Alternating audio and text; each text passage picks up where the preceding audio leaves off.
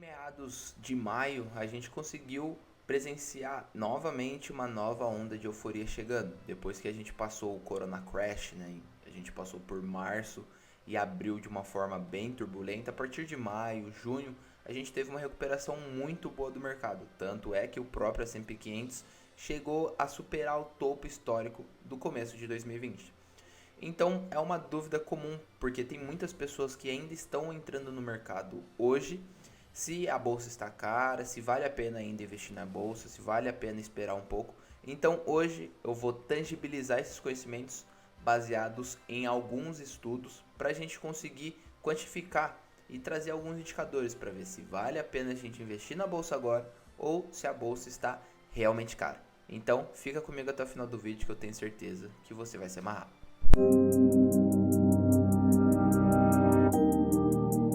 Salve rapaziada, beleza? Bruninho aqui na área e hoje a gente vai estar conversando sobre o mercado estar caro ou não. Mas antes disso, não se esquece de se inscrever aqui no canal, já deixa seu like também porque eu tenho certeza que você vai se amarrar no nosso conteúdo aqui.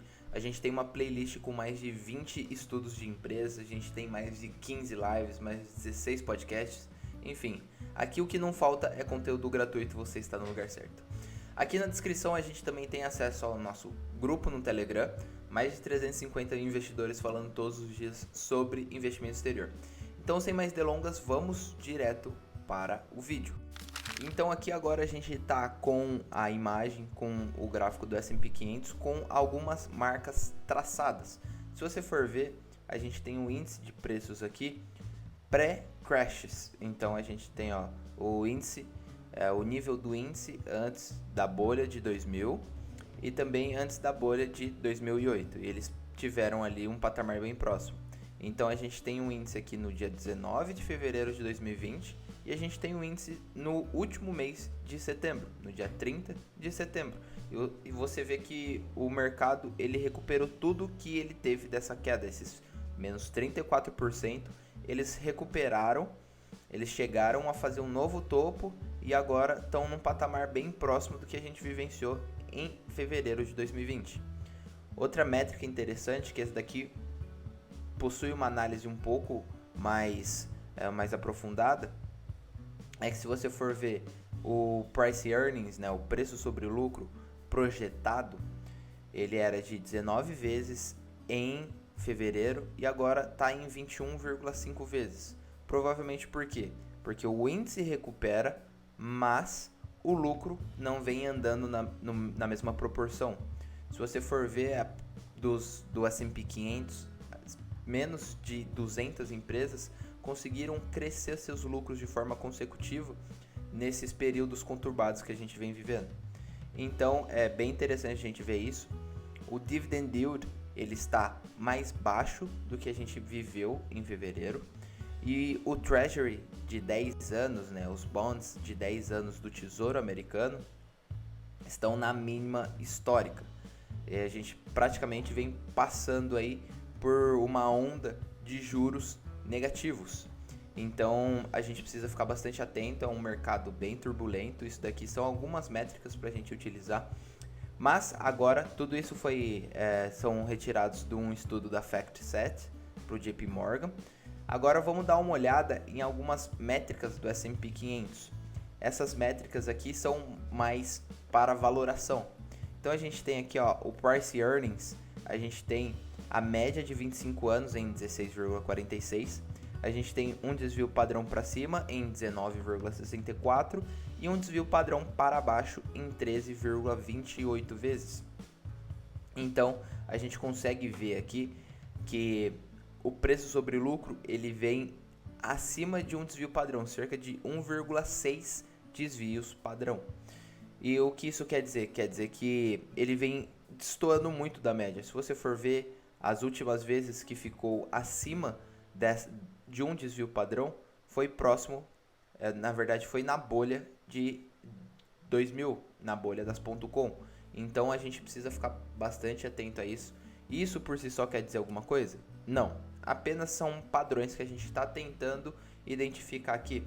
A gente também tem o Case-Shiller, né, o Cyclic Adjusted Price Earnings, que ele basicamente é ajustado pelos ciclos. Então a gente tem o último em 30 vezes e a média é de 27 vezes. Ele está cerca de 0,57 de desvio padrão acima da média. A gente tem um dividend yield aí abaixo, ou seja, quer dizer que o mercado está mais caro. Um price to book mais elevado, um price to cash flow mais elevado também. E a gente tem o earnings yield aqui minus o yield de países mais emergentes. A gente tem aqui 1,24, enquanto a média histórica é de 0,03%.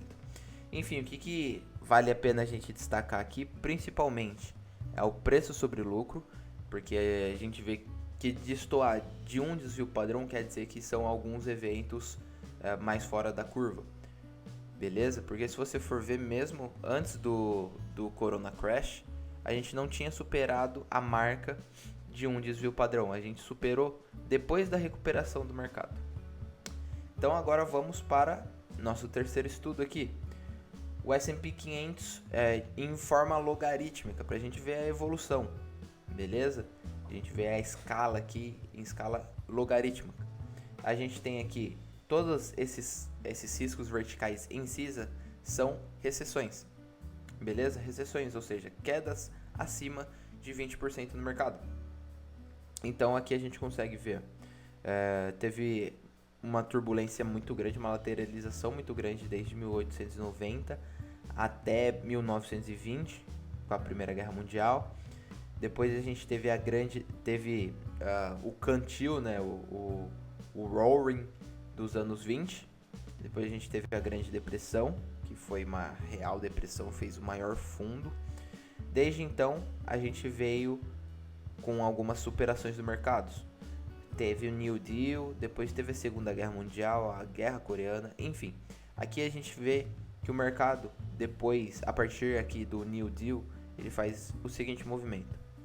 Lateraliza por alguns anos e sobe. Lateraliza, sobe, lateraliza e sobe. Então, um movimento comum que a gente poderia observar agora, seguindo essas tendências de mais de 80, quase 90 anos do mercado, é que ele possa passar um período mais lateralizado. A gente viu que a última lateralização forte que a gente teve foi da bolha dos .com, ou seja, de 2000 até a bolha do subprime, até a crise de 2008. Então, é claro que o mercado vai fazer isso, ele não vai fazer um movimento como na Grande Depressão? Não sei. Só a gente estando exposto ao mercado, a gente estudando o mercado daqui a alguns anos para a gente conseguir responder essas perguntas. Isso daí são coisas que só o tempo poderá dizer. Agora corta que eu só quero ver se a imagem está saindo certinho. Tá. Agora pode voltar. Então a gente vê aqui, ó, olha a quantidade de recessões. Se você ficasse esperando uma recessão para investir, cara, você ia ficar muito tempo fora do mercado. Então a gente precisa aprender a se expor da melhor forma possível. Beleza? Então agora a gente chega na minha parte, a parte que eu considero ser a mais crítica, a parte que mais me assusta. Isso daqui é o balanço do Federal Reserve, ou seja, do Fed, do Banco Central norte-americano. Então, o que me assusta aqui? Se você for ter base, mais de 20%, quase um quarto de todo o dólar foi criado apenas em 2020. Para você ter uma noção do quanto o próprio Fed ele criou dinheiro em 2020.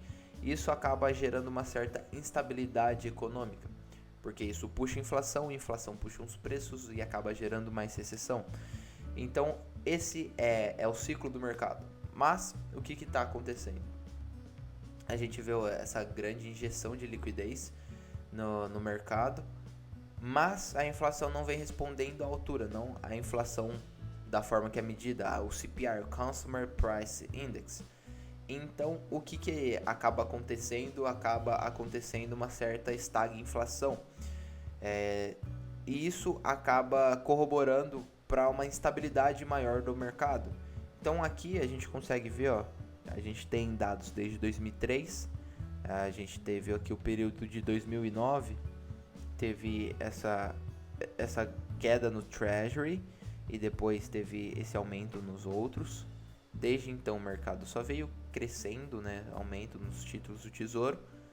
Mas olha esse último pico aqui de 2019 para 2020.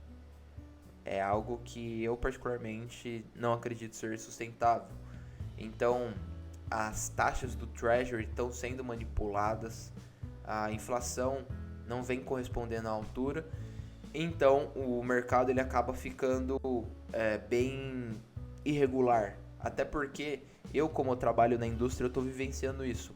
O preço do aço não para de subir, mas a inflação não vem juntando, não vem trabalhando junto. Então, a gente vê uma certa proporção bem estranha. E é isso que esse gráfico vem nos dizer. Esse balanço em trilhões de dólares me assusta muito, porque eu não sei como que pode ser o desempenho do mercado. O mercado ele pode reagir muito mal. E ainda mais chegando agora com as eleições. Lembrando que tem um vídeo aqui, eu vou estar deixando no card, falando sobre caso o Biden ganhe, quais empresas podem se beneficiar com isso. Lembrando que não é recomendação nem nada. Mas e aí? O que você achou? Você achou que o mercado está caro ou está barato? Eu particularmente continuo aportando em bolsa, mas em um passo menor. Venho mantendo minhas reservas de liquidez, minha renda fixa, de uma forma mais preponderante na minha carteira. Continuo aportando, mas estou sendo extremamente seletivo nisso. Beleza? Então evitando empresas alavancadas e tudo mais. Então espero que vocês tenham gostado desse vídeo. Eu quero que vocês comentem aqui embaixo se vocês acharam que o mercado está caro ou se o mercado ainda está barato e tudo isso daqui não quer dizer nada. Beleza, pessoal? Um abraço, tamo junto e até mais!